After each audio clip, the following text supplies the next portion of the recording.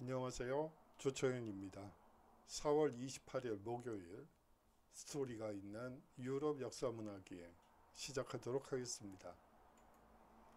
오늘은요, 이 운하의 도시 혹은 물의 도시 혹은 가면의 도시라고 불리우는 베네치아를 한번 여행해 보도록 하죠.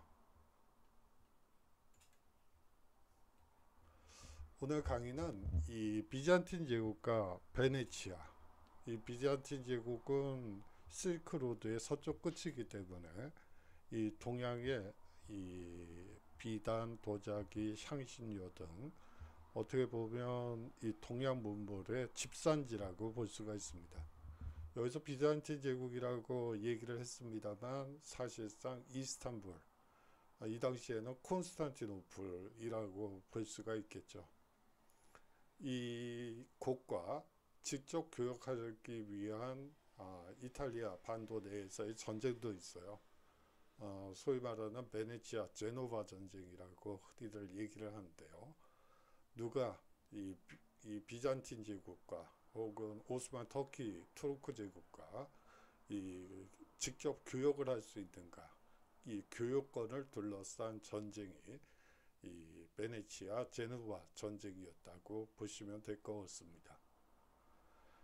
다음으로 이탈리아의 통일 과정을 살펴보고요. 이 이탈리아의 역사와 문화까지 슬쩍 한번 엿보도록 하죠. 예, 임대형 이 원룸이라고 여러분들이 보시면 될 것 같아요. 뭐 아기자기하게 화초도 베란다 위에다가 걸쳐 놓기도 하는데요. 이 주거 환경이 뭐 서울도 마찬가지지만 외국도 그렇게 뭐 집을 구입하기는 녹록지 않습니다. 그러다 보니까 이제 이런 원룸들이 많이 등장을 하는데 좀 이상적인 이 모습이어서 한번 사진을 찍어봤었어요. 자, 학습 개요를 한번 보도록 하죠. 이 베네치아의 문화유산을 살펴보고요. 또 통일 이탈리아가 만들어지는 과정에 대해서 한번 살펴보고요. 마지막으로 이 슬쩍 보는 이탈리아 역사를 통해서 이탈리아의 전반적인 역사를 한번 살펴보도록 하죠. 예, 이 운하의 모습이고요. 이거는 좀 시간을 달리해서 한번 찍어봤습니다. 예, 운하의 도시 베네치아로 한번 떠나보도록 하죠. 이 베네치아는요, 이탈리아 북동부 베네토의 중심 도시고요. 또 한때 영화를 누렸던 베네치아 공화국의 국명입니다. 예, 이 베네치아 공화국은 뭐 13세기부터 17세기, 15세기까지 최고 전성기를 누렸고요. 사실상 비잔틴 제국가의 이 교역로를 독점함으로써 이 서구권에서 가장 발달한 국가였다고 볼 수가 있습니다. 아무래도 여기서 이제 공화국이라는 표현이 나오는데요. 이 공화국이라는 말에서 느끼시는 바와 마찬가지로 이 중세시대의 이 베네치아는 사실상 시장 중심의, 시장이 지금의 대통령이라고 볼 수 있겠죠. 시장 중심의 이 공화국 체제를 유지했고요. 이 시장은 매년 선거를 통해서 교체되었습니다. 그리고 시의회 선거도 있고요. 참사회 선거도 있는 등 이 선거제도가 상당히 발달된 형태였다고 볼 수가 있겠죠. 뭐 물론 뭐 남녀 평등 이 투표권이라든지 보통 투표권 뭐 이런 거는 뭐 애시당초 없었습니다만 여하튼 민주주의가 서서히 자리 잡아가는데 이 중세 공화국들이 차지하는 비중이 상당히 큽니다. 뭐 거기에 대해서는 뒤에서 뭐 간략하게 한번 살펴보도록 하고요. 이 구도심 전체에 수로가 뚫려 있어서 배를 타고 다닌다 해서 물의 도시로도 불리고요. 현재도 베네치아 구도심에는 자동차 도로가 하나도 없다는 것이 특징 중에 하나입니다. 아울러서 이 보행자 도로도요, 이 좁은 다리나 계단 혹은 난간으로 이루어진 경우가 많습니다. 이 현재 구도심 내 이동수단은 튼튼한 여러분들의 두 다리와 이 수상택시라고 불리는 곤돌라, 제가 잘못 썼네요. 니은입니다. 곤돌라, 그리고 이 수상버스인 바포레토, 이 두 개뿐입니다. 이 수상교통수단도 우댕 시 발생하는 파도로 인한 도시 건축물 균열을 막기 위해서 좁은 운하에서는 시속 7km, 그리고 넓은 곳에서도 시속 11km 정도로 속도 제한이 이루어지고 있습니다. 그렇기 때문에 차라리 걷는 게 더 빠를 수도 있죠. 이 중세부터 베네치아는 세계에서 가장 아름다운 도시들 중 하나로 손꼽히는 도시였습니다. 그야말로 부가 넘쳐나는 국가 중에 하나라고 보시면 됩니다. 물의 도시, 아드리아해의 여왕, 가변의 도시 등 다양한 별명도 가지고 있는 것이 베네치아죠. 이 베네치아는 또한 예술, 건축 분야에서도 매우 건출한 유물을 가지고 있고요. 이 르네상스 시대 문화 발전의 중심지 역할을 했고요. 또 유명한 작곡가 안토니오 비발디의 고향이기도 합니다. 이 베네치아는요, 여전히 이탈리아에서 가장 매혹적인 도시이자 상징으로 꼽히고 있죠. 베네치아의 역사를 잠시 살펴보도록 하겠습니다. 이 베네치아라는 이름은 기원전 10세기까지 이곳에 살던 베네티인들에게서 유래한 말로요. 이들이 기르는 말이 유명해서 인근 도시국가였던 그리스 도시국가들도 준말을 얻기 위해 이들과, 즉 베네티인들과 교류를 하게 됩니다. 그래서 이 국명이 베네치아가 되는 것이죠. 베네치아는 옛 베네치아 공화국의 수도로서 중세와 르네상스 기간 동안 유럽의 해상무역과 금융의 중심지 역할을 하게 됩니다. 또한 십자군 전쟁과 레판토 해전의 주도적 역할을 한 도시이기도 하죠. 여기서 여러분들 혹시 셰익스피어의 베니스의 상인이라는 작품이 있어요. 거기에서 결국은 이 금융의 중심지, 그리고 부의 중심지 베네치아를 이 셰익스피어가 사실적으로 묘사했다고 볼 수가 있겠죠. 여러분들 이제 곧 한 2개월 후에는 방학이 되죠. 이 방학 때 한번 읽어보시면 좋은 작품이라고 생각이 들어요. 한번 권해드리고 싶은데 여러분들 읽어보고 싶지 않으신가요? 13세기, 17세기까지 비단, 향료, 밀을 거래하는 주요 창구였고요. 이 유럽에서 가장 부유한 도시였습니다. 그러던 베네치아가 이 나폴레옹 전쟁과 사실상 그 이후에 이제 신항로의 개척, 즉 포르투갈에 의한 동방항로, 그리고 이 에스파냐를 중심으로 한 대서양 항로가 뚫리게 되면서 이제 지중해 무역이 쇠퇴하게 되죠. 그렇게 되면서 이 베네치아의 과거의 명성은 뒤로 묻히게 되고요. 이제 후진국으로 전락하게 됩니다. 그렇게 되면서 나폴레옹 전쟁과 비내이 이후 오스트리아의 합병이 되게 되죠. 그러다 1866년 통일된 이탈리아의 영토로 귀속되게 됩니다. 예, 뭐 긴 역사지만 한번 짧게 이렇게 요약을 해봤습니다.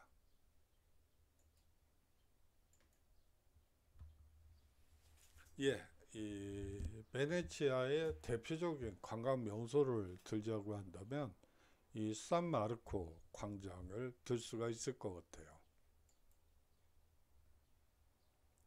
이 베네치아에 자리 잡은 가장 유서 깊은 광장이라고 보시면 되고요. 이 천년 동안 베네치아인 삶의 중심지 역할을 한 곳이기도 합니다. 이 현지 베네치아인들 그리고 이탈리아 사람들은 엘 피아자라 부르고 있죠. 성 마르코 대성당이 우뚝 솟아 있고요. 특히 이 높이 솟은 종탑이 유명합니다. 아울러서 아름다운 고딕 양식으로 정면이 꾸며진 도제의 궁전이 있고요. 이 도제라는 말이 여러분들이 좀 생소하실 것 같아요. 뭐 우리식으로 하자면 서울시장 직무실이라고 보시면 될 것 같아요. 이 베네치아 공화국의 시장 선거가 있었고요. 그 시장이 결국은 현재의 대통령과 같은 역할을 했고요. 사실상 도제의 궁전은 뭐 청와대라고 보셔도 될 것 같네요.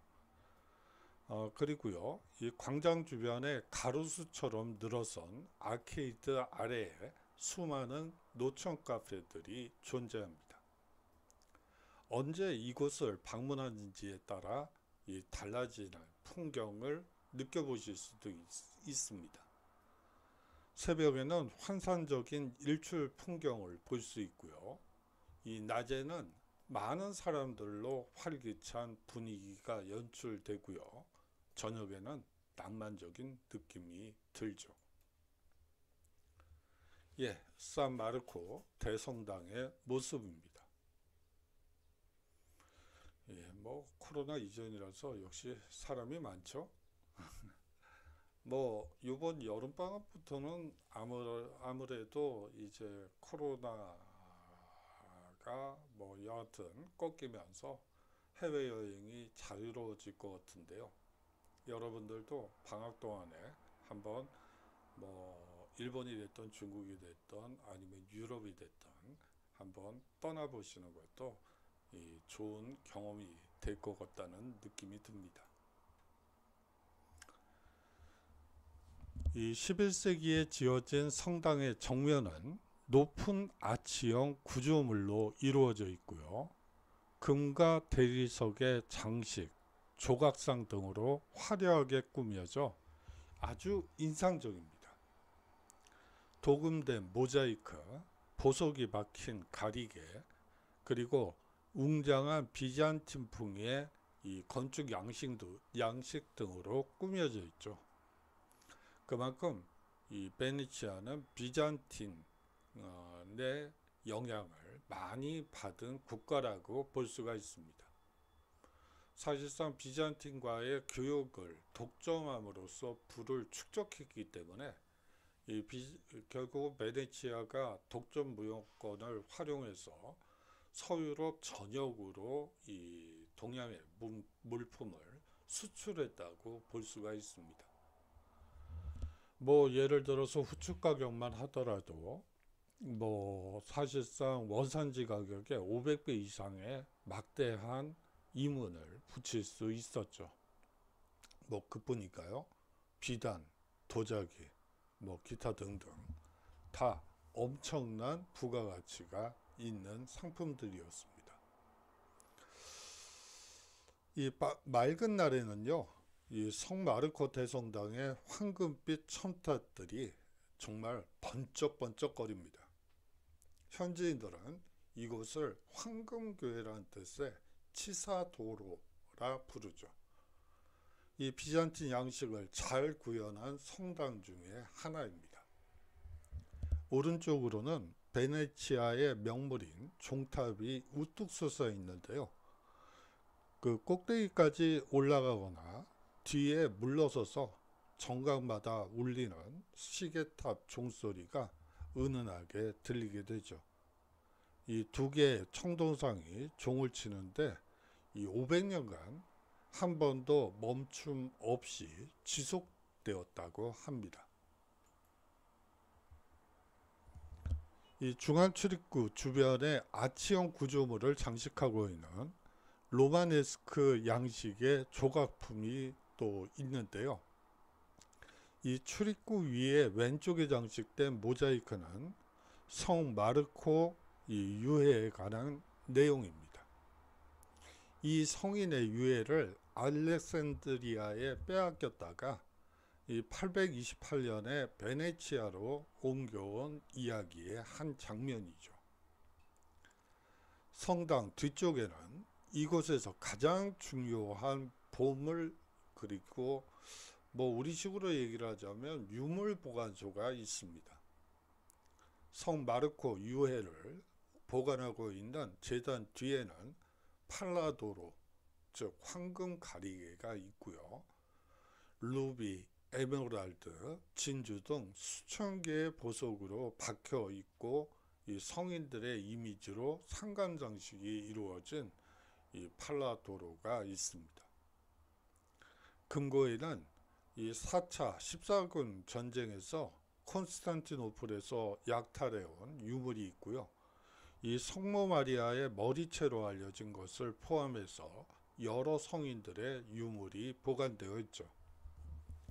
예, 여기서 이제 4차 십자군 전쟁 얘기가 나오는데요. 이거를 십자군 전쟁이라고 부르기도 좀 모호한 것이, 사실상 십자군 전쟁이라는 것은 이 비잔틴 제국에서 로마 교황에게 원군을 요청했던 것이죠. 그래서 원군을 보내줬는데 그 원군, 콘스탄티노플을 지키기로 한 원군이 오히려 콘스탄티노플을 점령하고요. 사실상 베네치아 이 상인들이 이 서유럽에서 온 그 십자군들에게 이제 뱃삭을 내라고 했죠. 근데 뱃삭이 없는 거예요. 또 그 소위 말해서 군비가 없는 상태에서 왔었기 때문에 없다. 그러니까 그러면 대신 콘스탄티노플을 약탈을 해서 필요한 것들을 우리한테 줘라. 뭐 이렇게 계약이 맺어져서 결국은 콘스탄티노플 비잔틴 제국을 돕겠다던 십자군이 오히려 이 수도를 노략질하는 아주 이상한 십자군 전쟁이었다고 볼 수가 있겠죠. 뭐 이 십자군 전쟁과 관련해서 얘기를 하면 한도 끝도 없어지는데요. 뭐 예를 들어서 소년 소녀 십자군이 있어요. 이제 뭐 하느님께서 지금 뭐 이런 얘기를 하는 게 적절한지 모르겠지만, 하느님께서 애들이 가서 전쟁하겠다고 무기 들고 가는데 뭐 안 도와주시겠느냐, 뭐 이런 정도로 이 소년 소녀 이 십자군을 모집을 하고요. 그 애들들이 이제 베네치아로 이제 가게 되는데, 베네치아 상인들이 그 애들들을 잡아다가 노예로 팔죠. 뭐 아주 이상한 전쟁이 십자군 전쟁이라고 볼 수가 있습니다. 예, 이 베네치아의 상징 이 운하의 이 야경을 한번 담아봤고요. 예, 또 다른 각도에서 한번 보고요. 앞서 말씀드렸던 이 수상 택시인 곤돌라나 이 수상 버스인 바포레토에 올라타기만 하면 이 세계적으로 유명한 대부분의 명소를 운하를 통해 갈 수 있습니다. 총 길이가 4km에 이르는 이 대운하를 보트로 이동할 경우 주변에 늘어선 170여 개의 랜드마크 건물을 볼 수 있습니다. 그 중에는 이 고딕풍의 카도로 이 궁전, 그리고 바로크풍의 산타 마리아 델라 이 살루테 성당, 그리고 르네상스풍의 다리오 궁전 등이 있죠. 예, 이 고딕풍의 카도로 궁전입니다. 이것은 바로크풍의 산타 마리아 델라 살루테 성당의 모습이고요. 이것은 르네상스풍의 다리오 궁전의 모습입니다. 예, 이것은 리알토 다리고요. 이 베네치아에서 가장 유명한 다리라고 볼 수가 있습니다.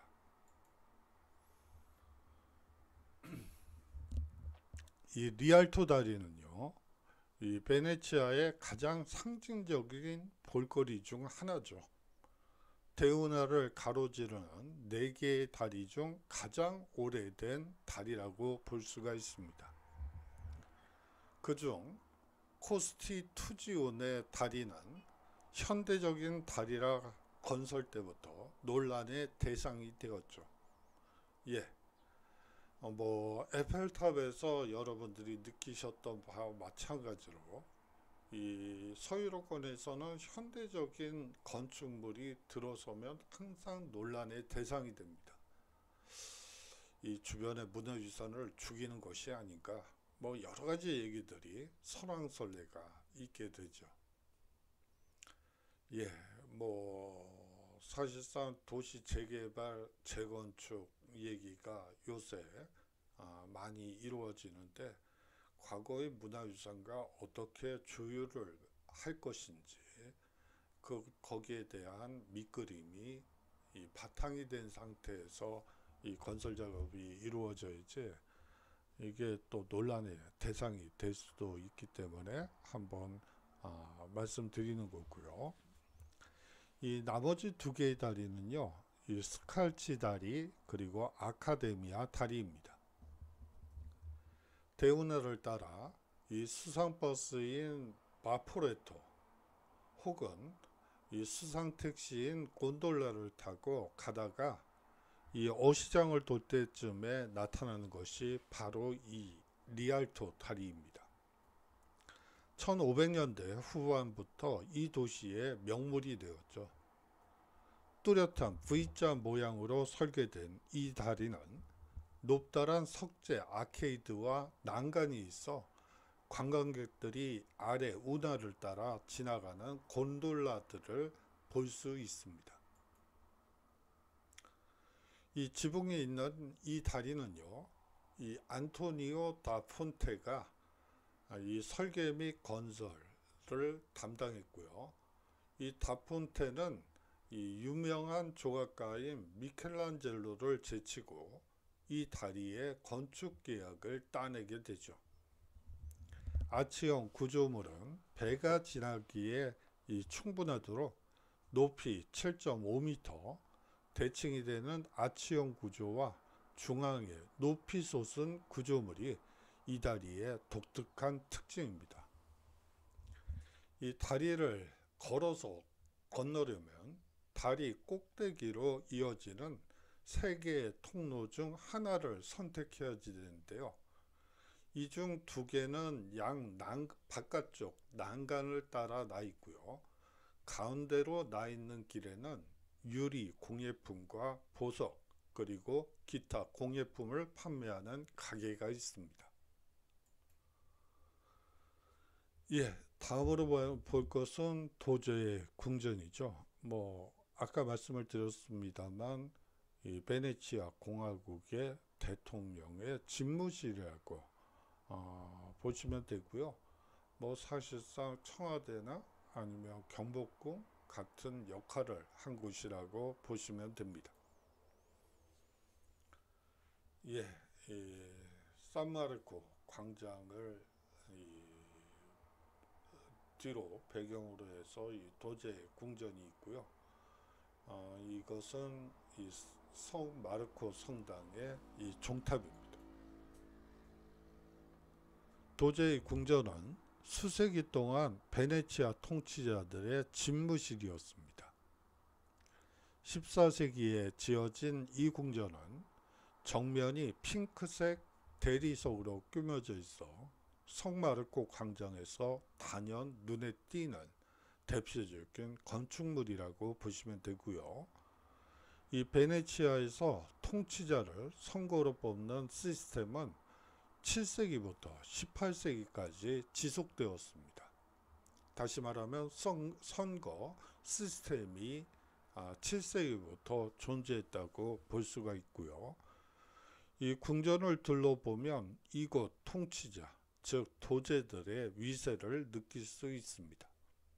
방들은 프레스코, 이 벽화와 그림, 화려한 벽난로 등으로 꾸며져 있죠.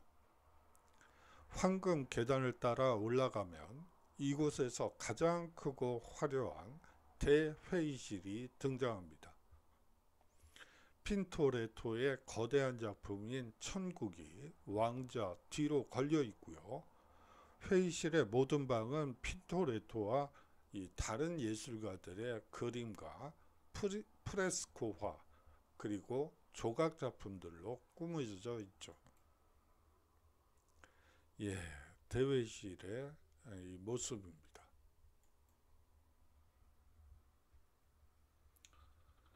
이 전설적인 호세가 이 카사노바가 한때 갇혀 있었던 감옥도 있습니다. 이 카사노바와 관련해서는 여러분들이 검색을 해보시면 아시겠지만 아주 이쪽 계열에서는 유명한 분이시죠. 이 감옥은 탄식의 다리를 통해 궁전과 연결되어 있고요. 이곳 수감자들이 수감되기 전에 마지막으로 이곳에서 경치를 바라보며 한숨을 쉬었다고 해서 이런 이름이 지어졌다고 하는데요. 어떤 이름일까요?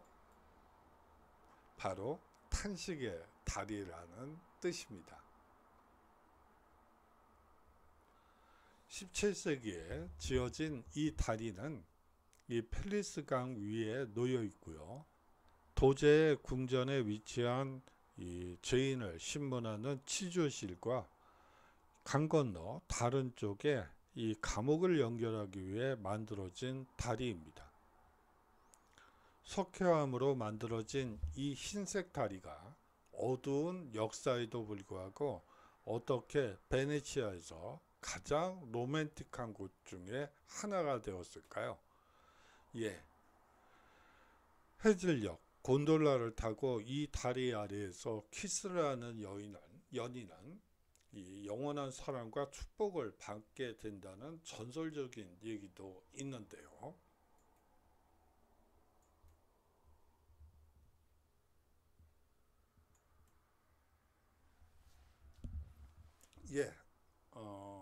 여러분들이 한번 상상을 해보시면 될 것 같고요. 슬쩍 보는 이탈리아 역사를 살펴보도록 하겠습니다.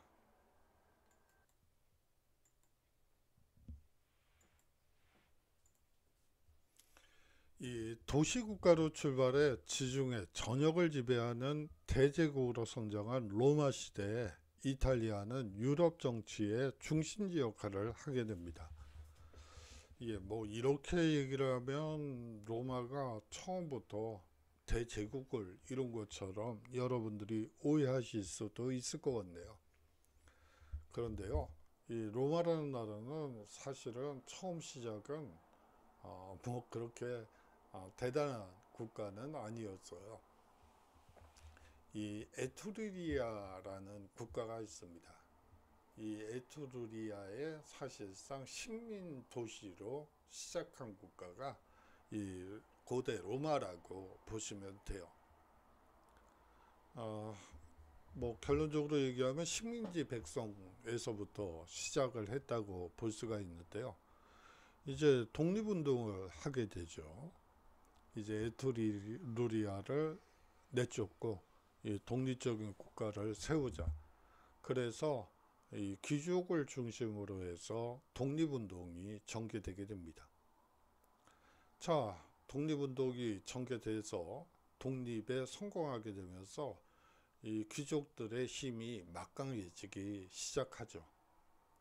그것은 로마 대제국 시기에도 마찬가지로 계속되게 됩니다.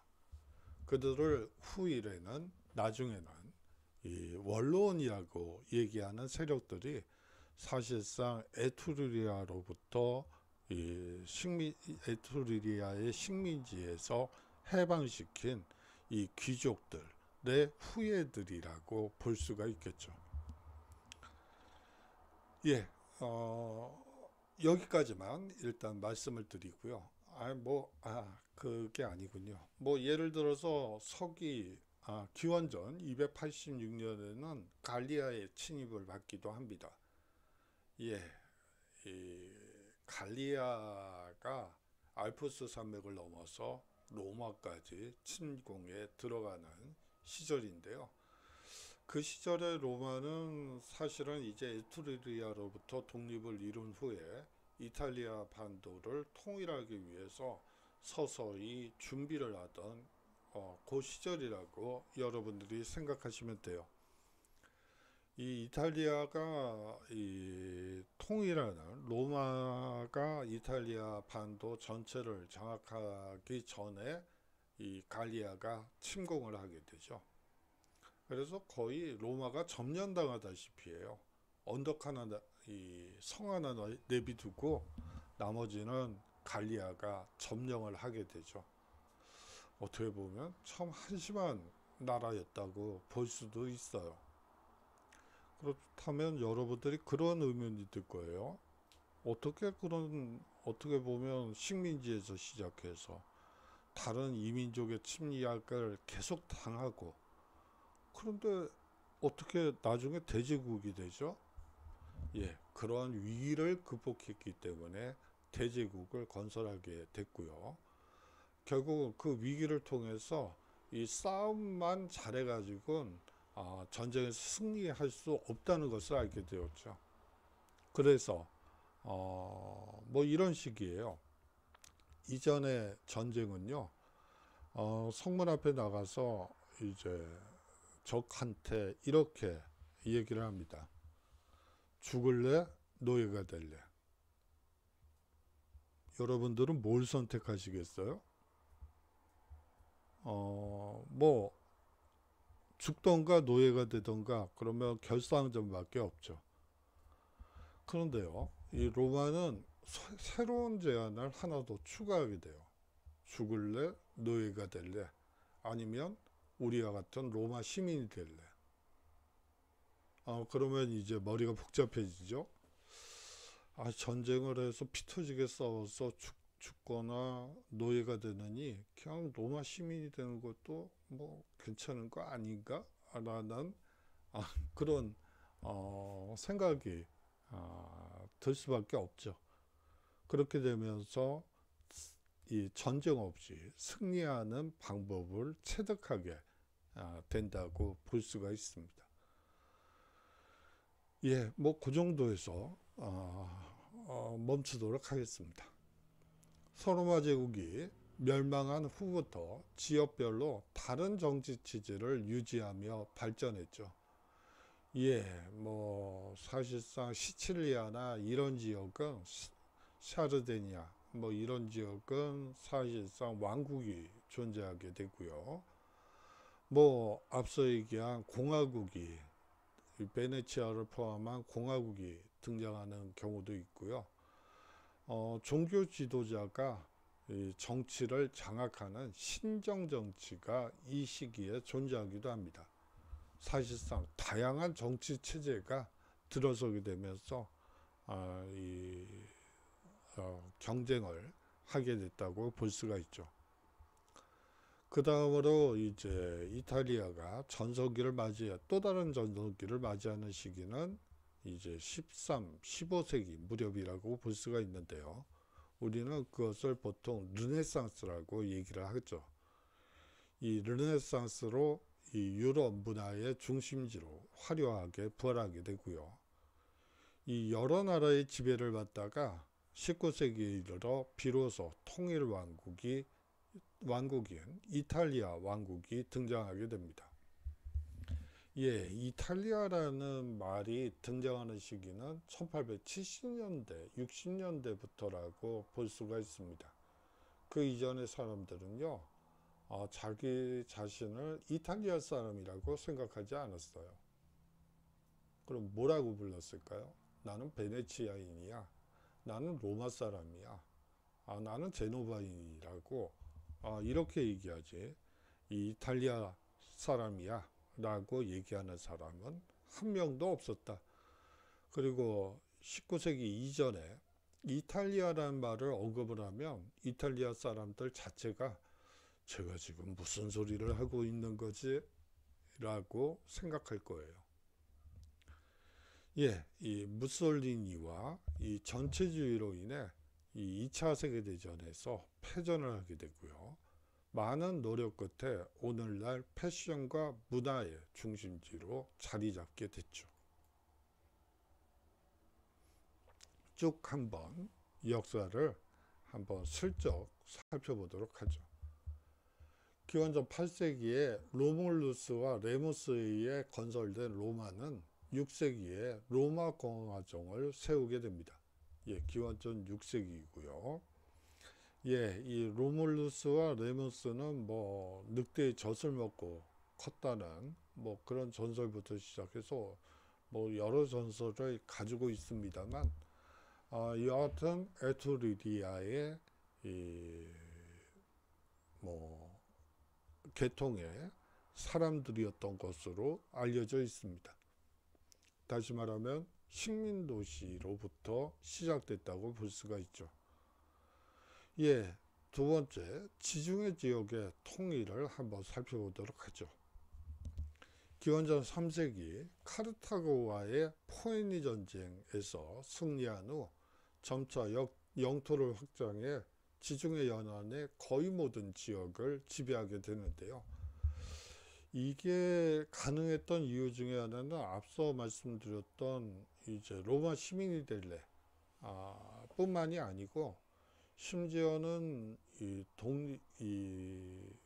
에투리리아의 독립 운동으로 힘을 갖게 된 원로원은 독립운동 세력의 후예들이라고 볼 수가 있는데, 심지어는 원로원에도 이 속주들의 이 로마의 통치에 협력한 사람들을 원로원 의원으로 포섭하는 원로원 의원으로 받아들이는, 어떻게 보면 그러한 정책들이 사실상 지중해 지역의 통일을 가져오게 된 가장 큰 원인 중에 하나입니다.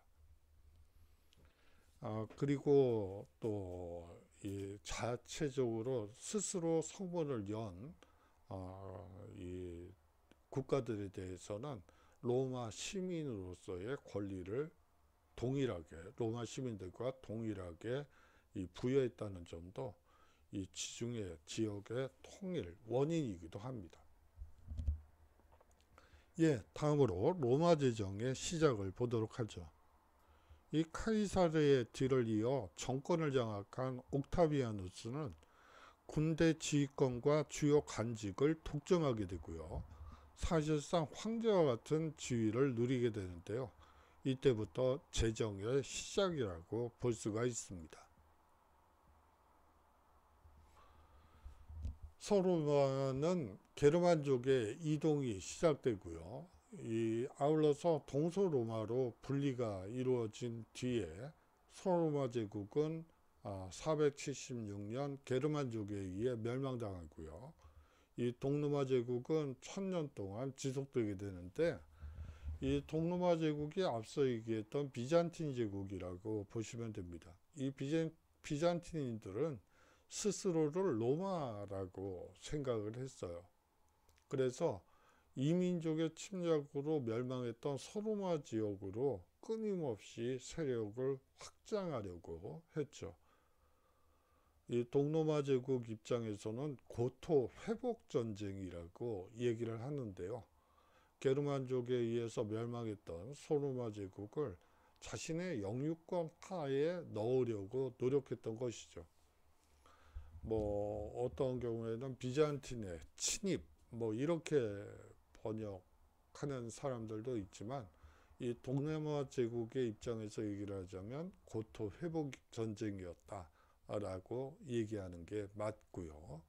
그렇기 때문에 어떤 책에서는 고토 회복 전쟁, 어떤 책에서는 비잔틴 제국의 침략, 서로 이 게르만족으로의 침략 이렇게 묘사가 됐는데, 그거는 같은 표현을 입장이 다른 사람들에 의해서 다르게 불려졌다는 것을 여러분들이 이해하시면 될 것 같습니다. 다음으로 멜센 조약에 대해서 간략하게 살펴보도록 하죠. 이 프랑크 왕국의 까를루스가 죽은 후에 이 멜센 조약으로 영토가 나뉘어서 프랑스, 독일, 이탈리아의 원형이 만들어지게 됩니다. 이 까를루스 대제는 뭐 샤를마누 대제, 찰스 대제, 칼 대제라고도 불려요. 이 동일한 사람이에요. 그런데 어느 쪽에서 이 책을 썼느냐에 따라서 이 발음하는 법이 다르니까, 이 대제가 붙은 경우에는 대부분 이 샤를마니 대제, 찰스 대제, 칼 대제, 까를루스 대제 이렇게 나오면 동일 인물이다 라고 여러분들이 생각하시면 됩니다. 이 르네상스는 이 지중해 무역을 통해 부유해진 시민들이 고대 그리스와 로마 문화를 부활시키게 되고요. 새로운 시각으로 인간과 자연을 바라보는 르네상스가 일어나게 됩니다. 피렌체의 메디치 가문과 이 교황의 후원으로 예술가들은 마음껏 기량을 펼치게 되죠. 뭐 제가 수업 시간에 했던 거 없긴 한데, 한 가지만 부연 설명을 하자면, 이 르네상스 시기는 신분제 사회죠. 이 신분제 사회라는 것은 기본적으로요, 사실상 신분에 따라 먹을 것과 입을 것, 자는 곳이 정해져 있습니다. 뭐 조선시대에 그랬던 것처럼 그렇죠. 뭐 예를 들어서 사냥꾼이 날짐승을 잡고 어떤 멧돼지를 잡았다고 해요. 그러면 그 사냥꾼이 그 고기를 먹을 수 있을까요? 예, 없습니다. 이 날짐승과 멧돼지 같은 것들은 사실상 자유롭게 이 활보하는 동물이라고, 하늘을 날고 자유롭게 하늘을 날고 땅을 헤집고 다니는 동물이라고 볼 수가 있죠. 그것은 사실상 서민들이, 이 땅에 발이 묶여 있는 이 서민들이 먹을 수 없는 물건이라고 생각했습니다. 음식이라고 생각했습니다. 그렇기 때문에 사냥꾼이 날짐승을 잡고 몰래 먹었다 그러면 조선시대 시기에 이 강상제에 걸려서 그야말로 고초를 겪게 되는 것이죠. 한마디로 신문제 사회였다고 보실 수 있는데요. 이런 사회에서 이제 지중해 무역을 통해서 이 서민들이 부유해지기 시작을 하죠. 그러면 이제 부를 과시하고 싶은 게 인간의 기본적인 속성이죠. 그렇기 때문에 뭐 자신의 부를 드러내고 싶은데, 예를 들어서 비단을 입을 수도 없어요, 이 평민들이. 그렇기 때문에 어떤 식으로 자신의 부를 표출해 냈을까요? 예, 이 서민들이 입을 수 있는 옷은 누더기예요. 그런데요, 이제 속옷을 비단 옷으로 입고요, 그 다음에 금은 보석을 박습니다. 그 다음에 이제 누더기를 걸치죠. 그러면 비단이고 금원 보석이 안 보이잖아요. 그러면 보이게 하는 방법이 있습니다. 어떤 방식이 있을까요? 예, 다양한 의견을 주시는데요. 제가 귀가 들리네요. 환청이 들리는 건가요? 예, 죄송합니다. 예, 이 누더기를 칼로 북북 찢습니다. 그러면 뭐 누더기는 걸친 거죠. 누더기는 걸쳤는데 이제 거리를 걷다 보면 이제 비단 옷이 또 드러나고 자연스럽게 금은 보석이 반짝반짝 빛나게 되겠죠. 뭐 그 신분의 벽을 뛰어넘는 방법을 이 사람들도 고심을 해서 그런 방식으로 할 수밖에 없었던 그런 시절. 다시 말하면 신분제 사회였다는 점을 말씀드리기 위해서 이 말씀을 한번 드려봤습니다. 예, 그 다음으로 이제 합스부르크 왕가의 지배가 이루어지게 되는데요. 유럽의 전쟁이 발발할 때마다 이탈리아 각지는 강한 나라들의 희생양이 되어 지배자가 계속 바뀌게 됩니다. 예, 그래요. 이탈리아도 대표적인 반도 국가죠. 뭐 아테네가 포함된 발칸 반도, 그리고 뭐 이런 국가들, 그리고 에스파냐, 그리고 포르투갈 왕국, 뭐 우리나라도 포함해서요. 이런 반도 국가들은 한 가지 좀 운명론적인 게 있어요. 해외와 이 교역을 활발히 하던 시기에는 항상 전성기로서 그 나라들은 아주 두각을 나타내는 시기가 됩니다. 하지만 이제 교역이 중단되거나 폐쇄적인 성격을 띠는 순간 약소국으로 전락한다는 공통점을 가지고 있어요. 예, 이 반도 국가는 역시 해외와의 해외 개방적인 무역을 통해서 성장할 수밖에 없는 이 구조적인 특징을 가진 국가라고 볼 수가 있고요. 우리나라도 사실상 이 조선시대의 폐쇄적인 구조에서 세국 정책에서 이제 대한민국 시기에 개방적인 무역으로 바뀌게 되면서 사실상 지금 상당히 강한 국가가 됐던 것과 마찬가지 구조다라고 이해하시면 됩니다. 이제 포르투갈이 동방무역을 독점하게 되면서 베네치아를 비롯한 이탈리아 반도의 이 힘이 약화됐고요. 이 약화된 틈을 노려서 합스부르크 왕가와 프랑스가 이 전쟁을 이탈리아 반도 내에서 전쟁을 하게 됩니다. 뭐 그렇죠. 우리나라에서도 우리 이 조선국의 이 세국 정책으로 인해서 이 힘이 약해되게 되면서 우리나라 내에서 청일전쟁 그리고 노일전쟁이 발발하게 됐고요. 거의 강한 나라들의 희생양이 되어서 결국은 식민지로 전락했던 기억을 가지고 있습니다. 그런데요, 뭐 제가 개인적으로 생각할 때는 뭐 사실상 우리가 역사를 반성한다는 표현이 있는데 그 말은 좀 조심해서 써야지 돼요. 우리가 반성해야 될 것은 사실은 왜 우리가 식민지로 전락할 수밖에 없었는지를 스스로 생각하고 다시는 그런 일이 일어나지 않게 어떻게 해야지 되는가, 그 부분을 반성해야지 되는 것이죠. 저는 개인적으로 그런 생각이 듭니다. 뭐 그렇고요. 이탈리아 왕국의 성립을 보도록 하죠. 이민족이 계속 그 이탈리아 반도 내에서 전쟁을 일으키고 괴롭히게 되자 이 이탈리아 내부에서는 이래가지고는 안 되겠다. 이 50여 개국 이게 뭐냐? 통일 이탈리아만 있다면 외세를 몰아내고 이탈리아만의 이 강력한 국가를 만들 수 있을 텐데 이게 뭐야?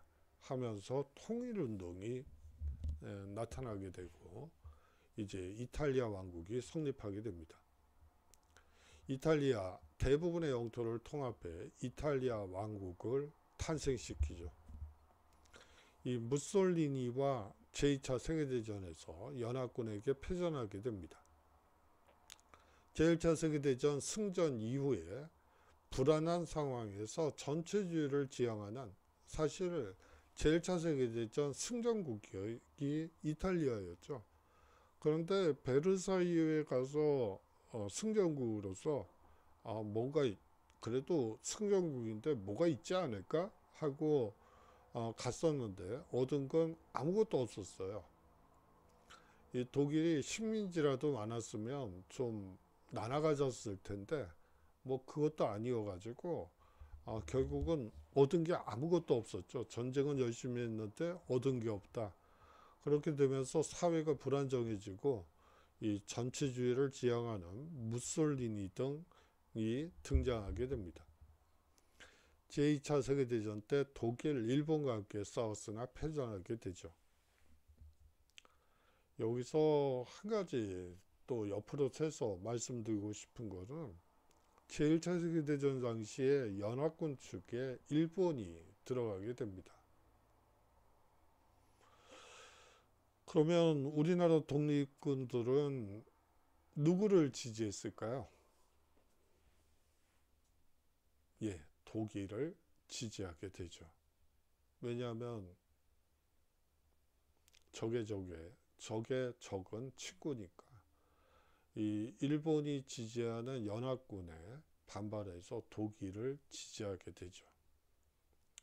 그래서 사실은 3.1운동이 일어나긴 하지만 그것이 자초되게 되는 결정적인 이유 중에 하나는 우리나라 독립운동 세력들이 독일을 지지한 그런 면도 있는 거예요. 지금과 같이 이 외국어를 잘하는 친구들이 있었다면 아마 그런 결정을 하지는 않았을 것 같아요. 참 어려운 시기라고 볼 수도 있고요. 뭐 그렇습니다. 참 어렵죠. 일본은 연합군에 들어갔는데 그렇다고 연합군을 지지한다고 선언하기도 그렇고 참 어려웠던 것 같아요. 여하튼 이 독립은 유지해야지 되고 전쟁이 나면 승리해야지 되는 건 자명한 진리인 것 같습니다. 영방국가에 대해서 잠시 살펴보도록 하죠. 사실상 이탈리아나 독일은요, 이 수백 개의 연방국가로 이루어져 있었습니다. 그런 독일과 이탈리아가 어떻게 강대국의 견제를 물리치고 통일하여 하나의 나라가 되었을까요? 이 연방국가라는 표현은요, 이 중세 신성 로마 제국의 제후국들을 가리키는 말입니다. 이 신성 로마 제국 황제의 권한이 끊임없이 제후들에게 이양되게 되고요. 본래 봉신에 불과한 제후들의 영지가 준 독립국처럼 되어 독립국 행세를 하는 제후국들의 수가 무려 약 300여 개국을 헤아리게 됩니다. 이 베스트팔렌 조약도 이 연방국가들의 이 힘을 실어준 계기가 되는데요. 이 연방국가들의 주권을 국제적으로도 승인해주는 조약이 바로 이 베스트팔렌 조약입니다. 연방국가들은 그들끼리 혹은 외국과 자유롭게 동맹을 맺을 권리를 보유하고 있었죠. 그야말로 국가라고 볼 수가 있고요. 뭐 그뿐만이 아니고 관세권도 있고요. 뭐 이 군사권, 치안권, 이 모든 것, 재판권까지 모두 장악한 독립국가라고 볼 수가 있습니다. 1806년 신성 로마 제국이 붕괴되면서 연방국가의 시대도 저물기 시작하게 되죠. 비엔나 회의에서 연방국가들을 모아 독일 연방을 형성케 하면서 동시에 연방의 구성국이 연방에 적대하는 동맹을 형성하는 것을 금하기도 합니다. 그렇다면 이 통일을 이끈 강력한 힘, 민족주의에 대해서도 잠시 살펴보도록 하죠. 안으로는 민족의 마음을 하나로 모으고 밖으로는 다른 나라의 지배에서 벗어나 자유와 독립을 추구하게 됩니다. 사실상 민족주의는요, 19세기 유럽의 자유주의 확산과 직결되어 있습니다. 사실상 자유주의와 민족주의는 사실상 동전의 양면이라고 볼 수가 있는데요. 그것도 그럴 것이 개인의 자유뿐만 아니라 민족의 자유도 중요시 여겨야 한다는 분위기가 형성된 것이죠. 이탈리아와 독일의 통일은 바로 이 민족주의에서부터 그 시발점을 찾을 수가 있습니다. 이탈리아 민족주의를 가장 상징적으로 보여주는 것이 이 가리발디라고 볼 수가 있는데요. 이 이탈리아의 통일을 염원했던 가리발디, 이 여러 나라로 분열되어 오스트리아의 지배를 받던 어려운 시기에 통일을 위해 한 목숨 바치게 됩니다.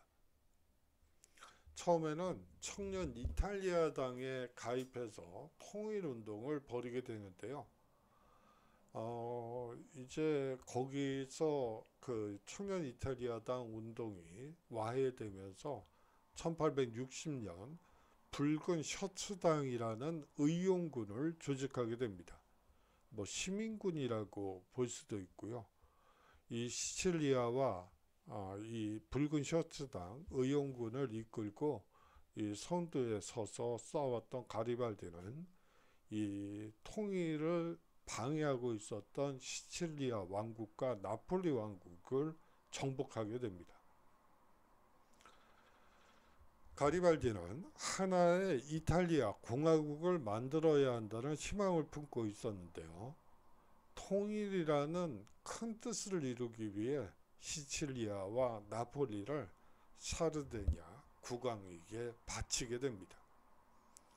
참 이러기가 어렵죠. 어떤 정치 지도자가 의용군을 만들어서 시칠리아와 나폴리를 정복한 뒤에 그것을 기반으로 해서 뭐 개인의 이익을 그리고 대통령으로 취임할 수도 있고 여러 가지 방법이 있었음에도 불구하고 통일이라는 대업을 위해서 이 왕국을 정복한 왕국을 이 샤르데냐 국왕에게 바치게 되죠. 그렇다면 이 샤르데냐 왕국을 한번 살펴봐야지 되겠죠. 이 프랑스 2월 혁명 후 이탈리아 통일운동은 샤르데냐 왕국의 카보우르가 주도하게 됩니다. 이 카보우르는 당시 샤르데냐 왕국의 총리로 임명됐고요. 총리로 임명된 후에 산업 육성, 군대 개편, 전쟁을 통한 이탈리아 통일을 기획하게 됩니다. 카보우르는 프랑스의 도움을 얻어 오스트리아 전쟁에서 승리하게 되고요. 이 북부와 중부 이탈리아를 통합한 뒤 남부 이탈리아를 통합한 가리발디가 정복한 땅을 이 샤르데냐 왕국에 바치게 되죠. 결국 로마와 베네치아를 제외한 왕국이 이탈리아 왕국이 세워지게 됩니다. 예, 오늘의 과제를 말씀드리도록 하겠습니다. 뭐 두 주에 거쳐서 계속 과제를 드리는 점, 좀 죄송하게 생각을 합니다만, 또 이 평가를 어떤 식으로 할까 고민을 하다가, 뭐 또 과제를 내는 것도 방법일 것 같아서, 이 중간 레포트와 이 과제를 통해서 이제 성적을 드리도록 하죠. 오늘의 과제는 두 개를 드리는데요. 두 개 중에 두 개 모두 써주셨으면 합니다.